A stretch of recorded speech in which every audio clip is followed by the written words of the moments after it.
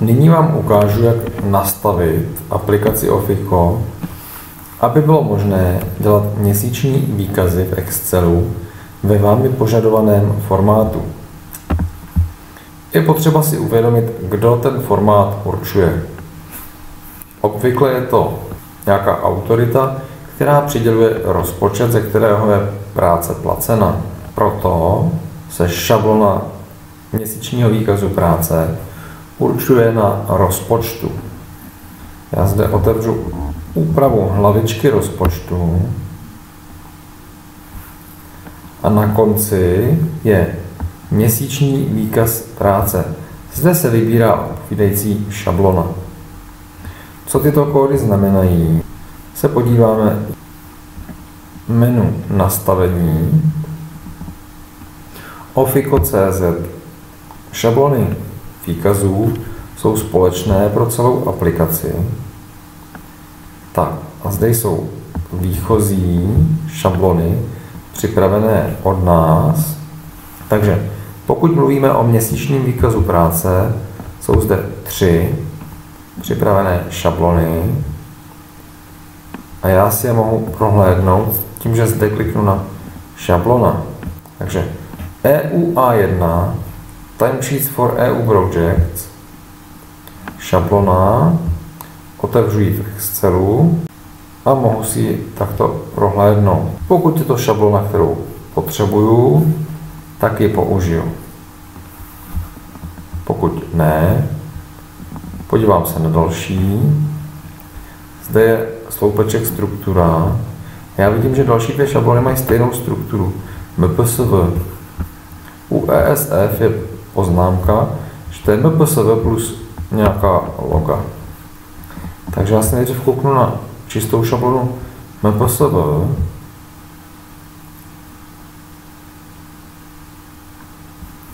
To vypadá takto. A nyní se kouknu na šablonu ESF, která by měla mít navíc nějaká loga. Skutečně to tak je. A zde si můžete víc šablony upravené, vaše. A zde přidám moje MPSV plus.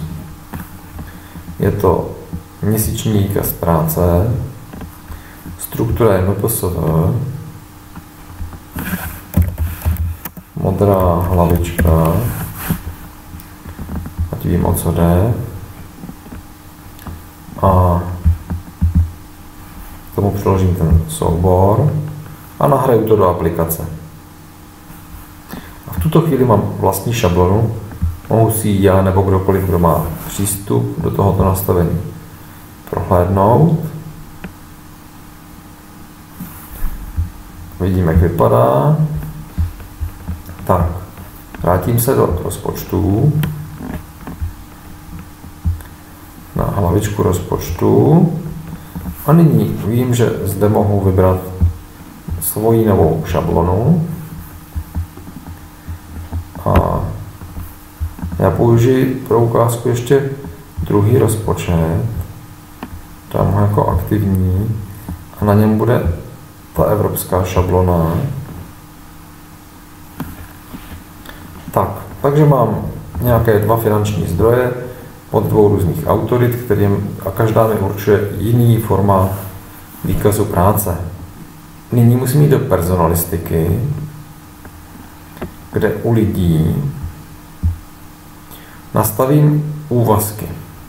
Úvazky jsou vlastně pracovní smlouvy, na kterých určím, z kterého rozpočtu jsou placené, a tím budu mít i řečeno, jaký typ výkazů musí k danému úvazku lidé dělat.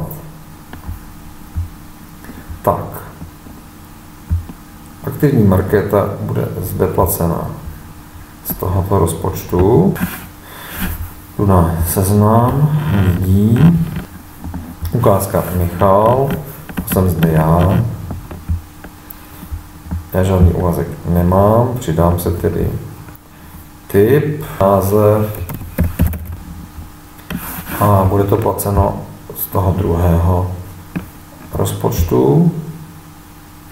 Nyní jdu do řízení práce, kde je potřeba úkoly, které mi budou zadávané, nebo komukoliv, navázat na konkrétní úvazek. Ono se to zdá být složité, ale ve chvíli, kdy lidé mohou mít více úvazků, tak to přijde velmi vhod. Jsou pak situace, kdy jeden člověk v jednom měsíci dělá několik různých výkazů pro různé části svých činností a v různých formátech. A pokud to budeme mít dobře nastavené, tak nám to velmi pomůže. Takže na úkolu ve vlastnostech u jména je výběr úvazku. Já jsem předtím žádný úvazek neměl, když jsem zakládal ten úkol, a proto jsem ho tam nemohl zadat. A nyní říkám, ano, tato činnost je v rámci tohoto úvazku. Tak, toto je můj úkol, přiřadím si jej na úvazek. Aktivní markéta, tam má ten úvazek již přiřazen. Zde ne, zde ho. A já ho zde nepřiřadím, abychom viděli všechny možné situace. A abych se nemusel odhlašovat a přihlašovat jako aktivní markéta, tak zde jakožto správce té akce vykážu za ní.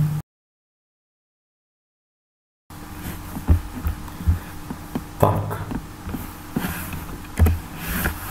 Takže to jsou práce, které vlastně aktivní markéta dělala mimo úvazek, neboť tento úkol není k žádnému úvazku připojen.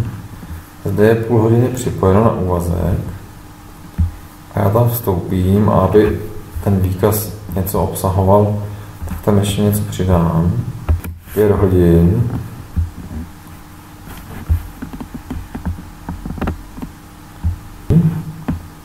Jdu do menu, výkazy, měsíční výkaz práce. Protože já mám práva dělat výkazy i za jiné lidi, což jsou práva exportu uřízení práce, tak zde mám výběrníček. Běžný pracovník, který ta práva nemá, pokud půjde do výkazy měsíční výkaz práce, tak zde tento výběrníček nebude a bude moct dělat výkaz jenom pro sebe. Tak to stiskne zobrazit, jako to dělám já nyní. A podívám se a zde mám vše, co jsem dělal na úvazku vedoucí všeho, který je placen z tohoto rozpočtu. Stisknu zde ikonku Excelu a otevře se mi výkaz práce v tom formátu, který je na tomto rozpočtu nastaven. Tam je nastaven ten můj s modrým záhlavím. A nyní ji mohu tisknout. Tak, mohu si ji někam uložit, nemusím. Já ji neukládám. A podívám se na aktivní markétu. Zobrazit. A vidím zde, že jsou zde dva sloupce.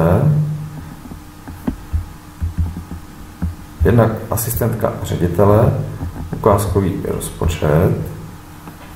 A jednak zde je sloupec bez záhlaví a to jsou hodiny mimo úvazky. To jsou ty, které jsme tam zadávali na úkol, na kterém není nastaven úvazek. Tak. Opět stisknu tento Excel a uvidím, co mi vyleze. Tak, její úvazek je placen z toho druhého rozpočtu, kde byl nastaven evropský výkaz práce a vypadá takto. To znamená odpovídající šablona.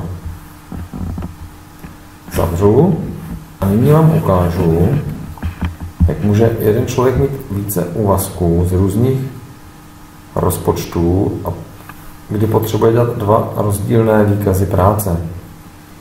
Takže já jdu do lidé, aktivní marketu a přidám jí druhý úvazek. vedoucí projektu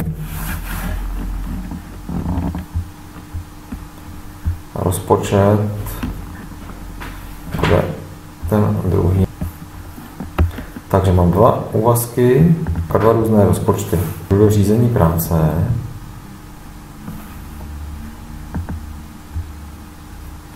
školení XY a využiju tento úkol, kde jsem úvazek nenastavil a dám tam druhý úvazek vedoucí projektu, čili zde dostane zadanou práci v rámci toho druhého úvazku a jdu na výkazy, měsíční výkaz práce,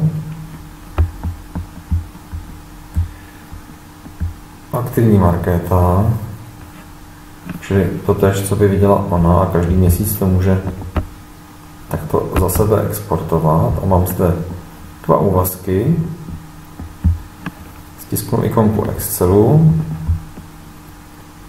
a podívám se, jak se s tím ten Excel popere. A vidím zde jeden výkaz práce a dole jsou 2 listy a na tom druhém listu je ten druhý. Takže já dostanu jedním kliknutím oba výkazy práce, ta práce je do nich správně rozdělená, přesně podle zadání. Takže pokud se to dobře nastaví a pokud se bude u úkolu zadávat správný úvazek člověka, tak je pak tisk výkazů otázkou opravdu jednoho jediného kliknutí každý měsíc a vše je správně vyplněno. Veškeré součty sedí, neboť je to centrálně na jednom místě. A případné úpravy, opravy může dělat ten, kdo spravuje tu práci nebo ten rozpočet. A nemusí docházet k nějaké dlouhé komunikaci